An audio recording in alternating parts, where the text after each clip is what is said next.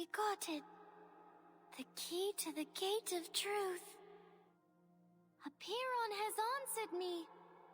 This is the final solution.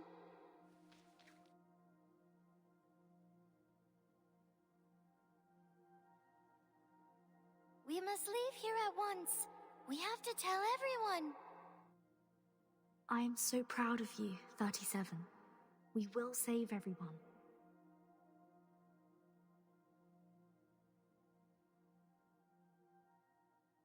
But there's one thing I don't understand. And that is? 6. His scroll saved your life. Maybe he foresaw the dangers and protected you from it, so you can leave there almost unharmed. But what was he trying to tell you when he warned you about the collapse of your world as you know it?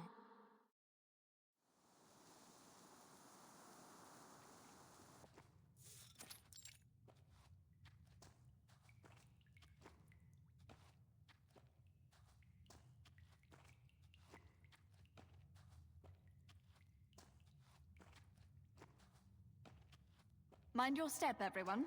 We are passing the wall of truth. The wall will come crashing down if false words are spoken. Silence is advised here, unless circumstances dictate otherwise.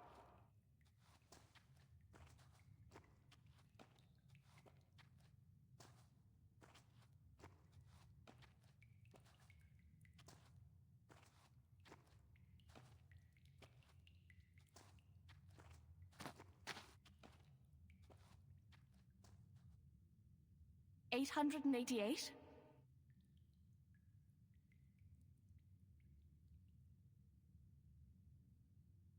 Forgive me, but this seems to be the right moment for some long-neglected questions to be answered.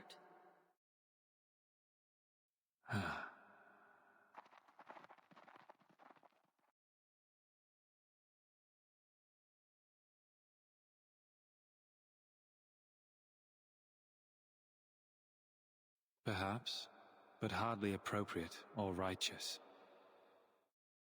We will talk of righteousness after you've shared what you know, 6. You've been silent for too long. 4 years have passed since you became 6, and for 4 years, you have been hiding things from us. The long-neglected questions have created a cloud of doubt between us, and now the boulder of fate is falling on us, and we are teetering on the brink of destruction. It's time to be honest and true to your people, while you still have them. We are the seekers of truth. It is unjust to keep us from it.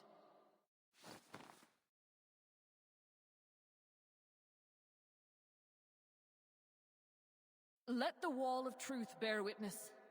I want nothing but an answer from you. I am not here to provoke untimely conflicts.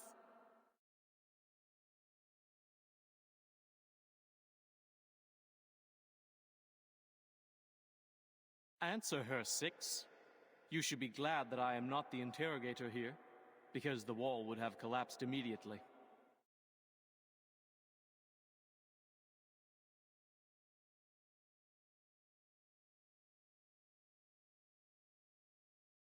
You may lie, but the wall will fall.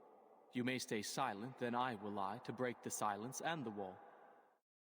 Or maybe you could outwit the wall with the liar's paradox. Only sadly, I have tested it for you. One cannot deceive it by stating, I'm lying. After all, it's a test of morality, not logic. It needs your honesty, not your wit or anything else.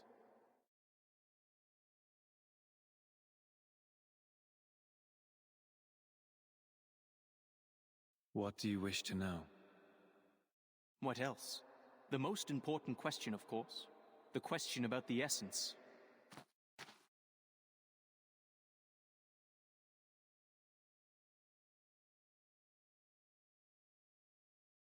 Why has our research stagnated for the past 4 years?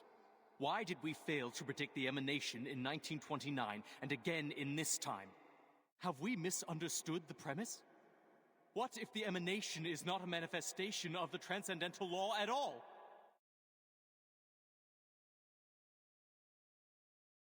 Worshippers worship, thinkers think, governors govern, and researchers research. Your questions are not mine to answer, 210. A 6 has no expertise on the study of the emanation. I'm not qualified to answer about its essence.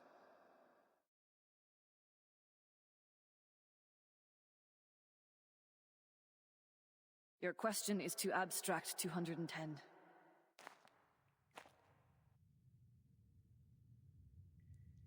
Don't dance around the subject, 6. The wisdom has been passed on to you as it has to every other 6. You have inherited not only knowledge and insight, but also the memories of your predecessors. You must know the answer, for it is part of your inheritance. Tell us this. The last leader of the study of the emanation, 77. What question did she bring to appear on? And what answer did she receive?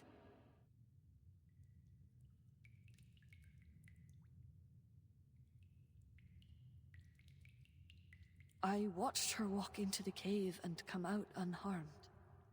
I watched her, and the previous 6 boarded the ship in search of answers in the phenomenal world. The ship didn't come back in time. The emanation caught them. And that was only the beginning of our misfortunes. The model failed. Our whereabouts were revealed.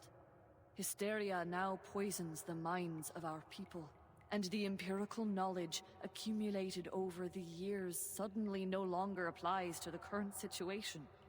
Why? What did she find out? Could it be that something's happened to the transcendental law above? Has the truth we believed in changed?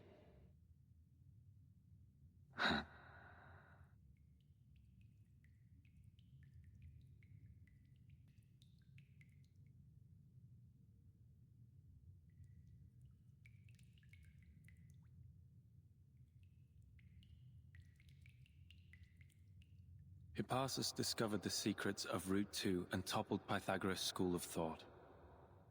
The controversy surrounding Newton and infinitesimals presented a challenge to the groundwork of calculus. Russell's self-referential paradox sparked the third mathematical crisis. Though such theory was eventually perfected, the lessons on self-referentiality remained. In the end, Gödel's incompleteness theorems showed that proving or disproving everything is impossible. Therefore, absolute knowledge is unattainable.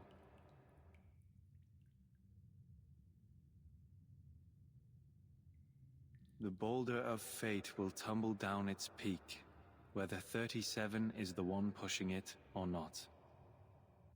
However hard Oedipus tried to defy destiny, his path to tragedy remained unchanged. You're talking in riddles again.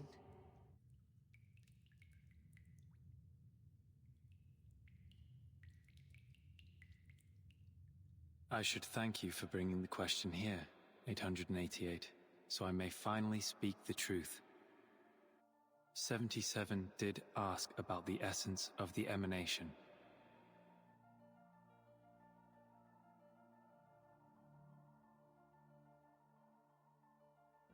She asked, what happened to the supreme existence? What plunged the world into madness? The answer was disorder and chaos.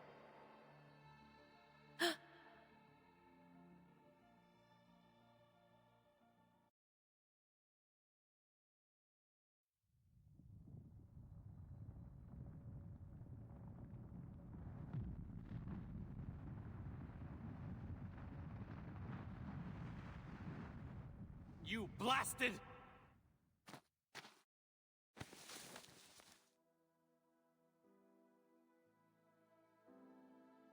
You knew this all along, from the first day of your revelation, when you became 6. You knew that the emanation was not a manifestation of the transcendental law and patterns above, but rather a symptom of its utter disorder and chaos? And you knew that the transcendental realm of numbers was no more, and that the essence of Numa, the one true form we believed in, had become an ever-changing existence like the irrational numbers?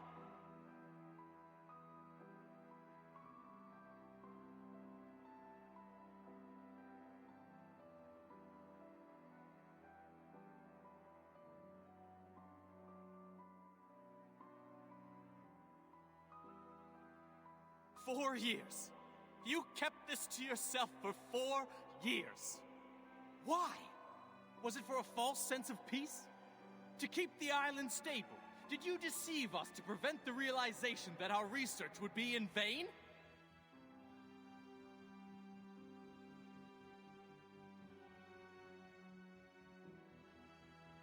It's time to halt the bickering. Get everyone out of here now.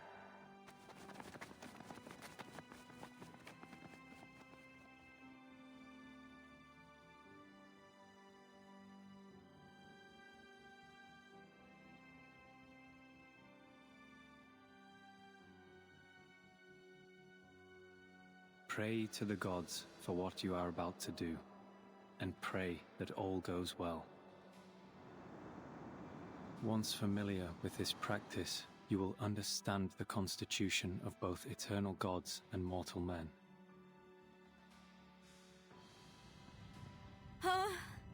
What happened?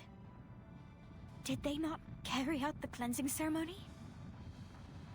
You will know the extent of all things, the boundaries of their entirety, and what connects them together. Whoa! What's going on? An earthquake? No, this is... The large-scale ritual on this island is undoing itself? You will see, as you should, that the nature of the universe flows in all things alike.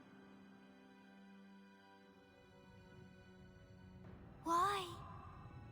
Why is our circle gone?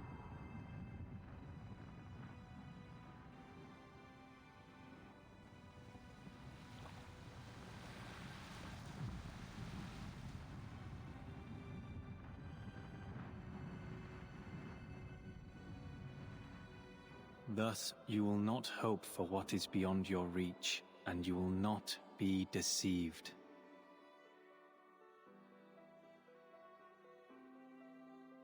Pray, my friends. Pray for yourselves, and pray for everyone.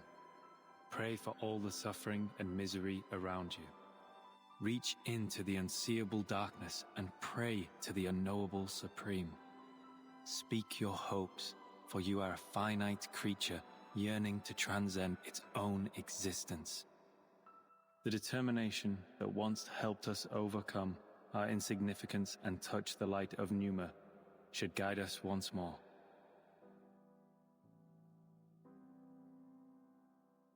Where are you going? To the cave. The trial is not over. The final cleansing is yet to come. There are still duties to fulfill.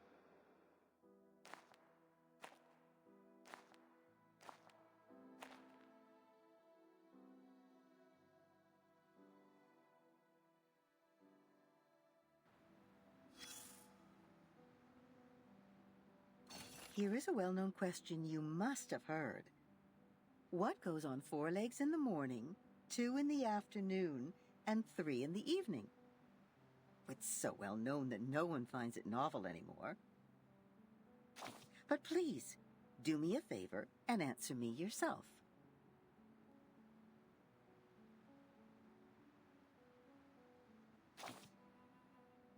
The Sphinx, an embodiment of mercy and nobility in Egypt, was seen as a mystery to the Greeks, a dangerous being that kept secrets and delivered the punishments of the gods.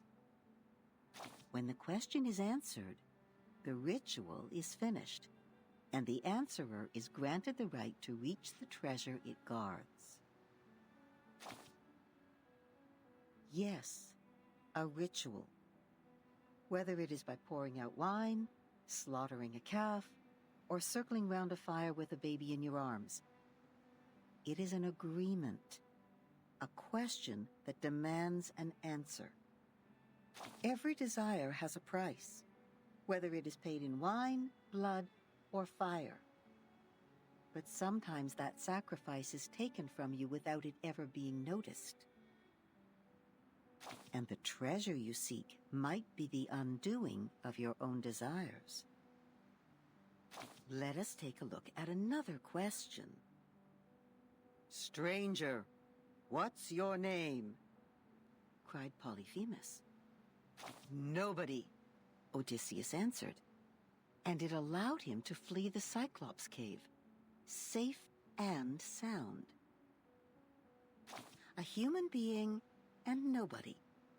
Two answers that could not be more alike, yet both were bound to fate by their answer.